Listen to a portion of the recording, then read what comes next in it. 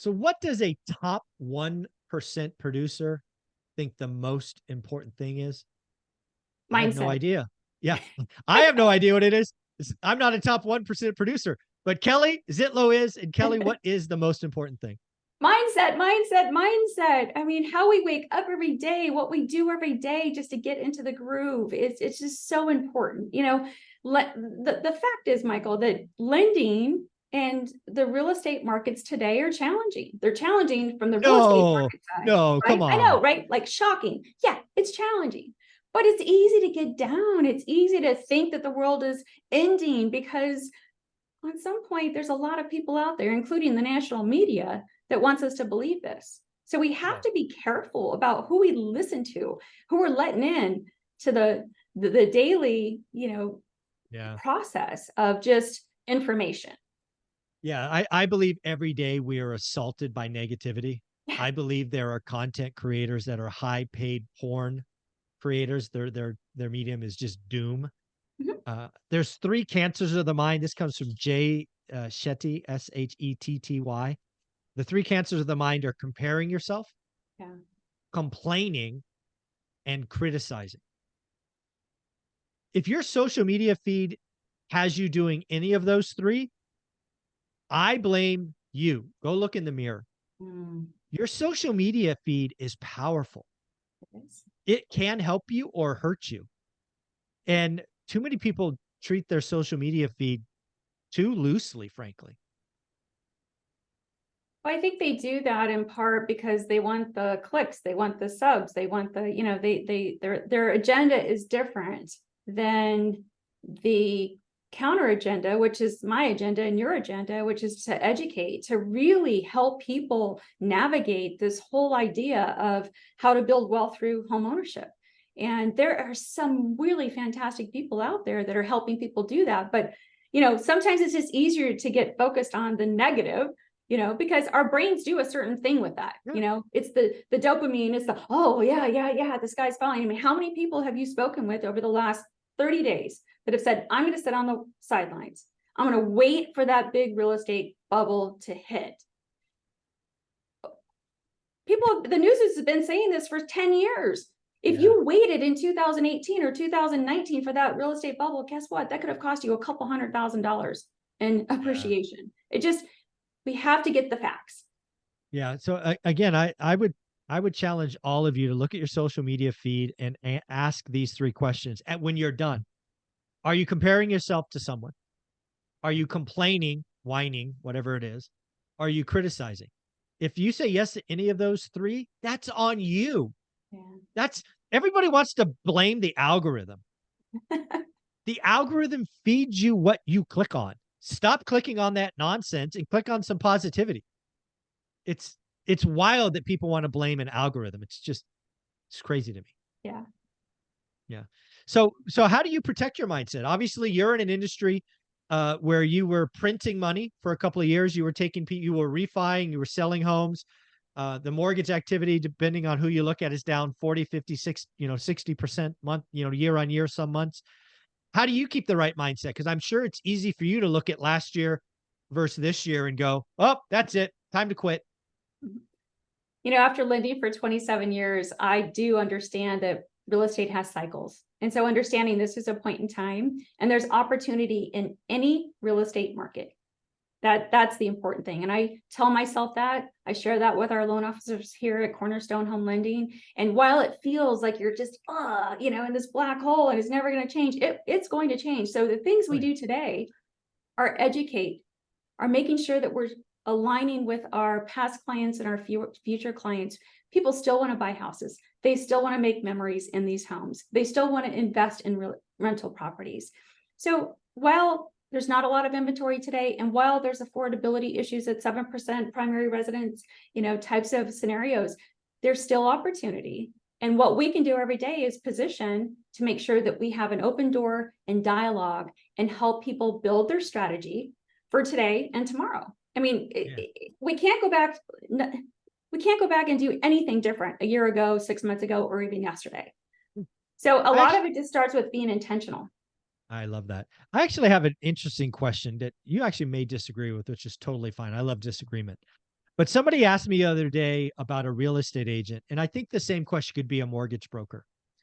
They said, Michael, would you rather be a brand new agent starting today, or would you want to have started in 2021, whatever the easy year was? I thought about that for a minute, and I actually said that I'd rather start today. Yeah. Because I think if you started in 2021 and you lucked into timing, you don't have skills, you don't have a Rolodex, money fell out of the sky, you didn't know what was going on, you probably inflated your lifestyle, you got 2 cars, it's just you probably you're probably in a pretty bad spot today.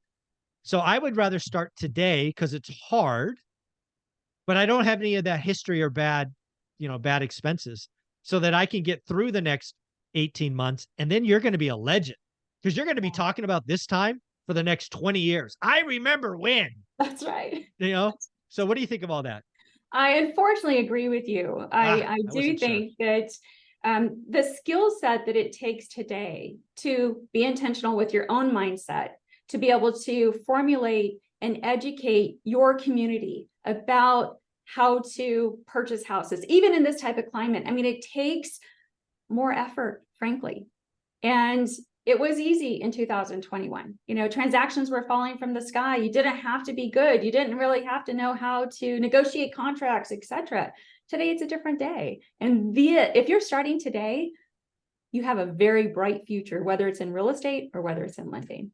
I agree with that. Because again, I think what's going to happen again, it's just, I've been doing this, 20 plus years, and there will be less agents and less mortgage brokers 12 months from now. Just how it's going to roll. Because it's hard. It's hard. It's hard. It is really hard. 2021 was not real, folks. 2021 was not real. Well, 2021 was hard in a different way. Let's be real. Yeah. It was hard. There were still challenges. There were market conditions. I mean, we had, so many people that were pre-qualified that couldn't get under contract. It was hard in a different way. This is hard in today's way. Hard. Yeah. Get good at the hard. So what are you telling people today? Somebody reaches out to you, like a client. What are you telling your mortgage brokers today? How do you keep them, looking in the right direction? Well, I think education goes a long way. Let's shut out the negative stuff or the national stuff, and let's hone it into your community. How many listings are there? What's time on market? What percentage of sellers are still contributing towards closing costs? If you are a buyer, that's especially a first-time home buyer, that's the market right now. They're like, they want to buy, they're excited. They just don't know anything about it. So breaking down barriers is really what we do.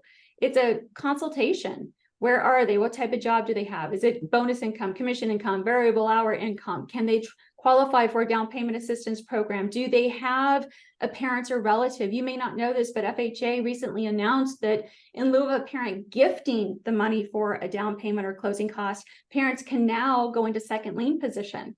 That's so cool. A lot of parents don't know that. So, what's the benefit of that? Well, it secures your debt against the property. And now you're kind of in that business with your child of, letting them get in, experience home ownership, and you get paid back when they refinance or when they sell. So, I think it's just, there's a lot of different strategies out there, and it's not all negative. You're right. I had not heard that. That is a wonderful, lever to pull for both the parent and the child. Yeah. I think that's really, really cool. So then when you look at what's coming down the pipeline, are there any exciting lending programs or things that you think might be coming late this year or next year? They're like, hey, that could really help.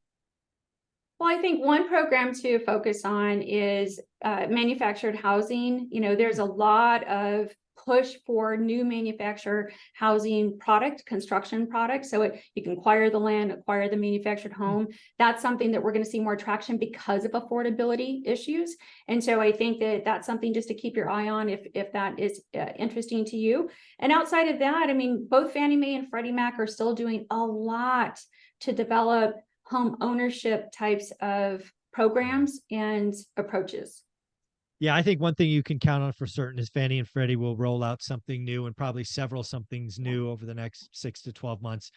We're in I an think environment. Yeah, go ahead. I think the area, Michael, sorry to interrupt, but I think the area we do need to be cautious about when we think about credit tightening is going to be the non-QM. So that's non-qualified Yes, mortgage space. That's going to be agreed. the DSCR programs. That's going to be bank statement programs. Those are what, when you hear about banking kind of, it's not a crisis, but it's a crisis. It's a happening. When Yeah, you hear about that, that's where you start to see credit tighten. I agree. Credit tightening, conditions tightening, LTVs lowering. Yeah. It's all lending is not created equal. I do think because Fannie and Freddie are under conservatorship, that pipeline stays open. In fact, again, I think it gets wider. Yeah. But yeah, there's a lot going on. I guess the last thing to talk about, what I'm telling a lot of folks to do, especially if you're pre-qualified, is there's still a lot of bidding wars going on. According to the existing home sales, there were 1/3 of existing home sales who had bidding wars went over asking last month. I'm actually advising people not to deal with first day listings or even 7-day listings. Look at 30 days or older, because then you're going to have a seller who's maybe more open to less than list, Mhm. seller concessions. What do you think Yes. of that strategy? I think it's a great strategy. And I'd also just open it up to, if you're already pre-qualified, talk to your lender about some of the renovation programs that exist and see if you're a candidate for those. Because if you look at time on market is generally the cream puff properties are what's going fast. The properties that need a little love and a little work that you want to finance, that could be an option to explore. I couldn't agree more, folks. And the guys haven't got this book, 15 Conversations with Millionaires. Meet Kevin's story is in here. 203K loan is how he started his journey. Kelly, if somebody wanted to follow you or reach out and get something started, how are we doing that? And you can call or text 480-725-0150. And you have a And YouTube channel. yeah, Kelly on YouTube is one of my channels. It's really geared towards real estate agents, and Mortgage How Do I is my other YouTube channel. And that is 100% just consumer education, all about real estate and home loans. Kelly, you're doing amazing work. Thank you for all you do. Have a wonderful weekend. You too. Thanks, Michael. Thanks.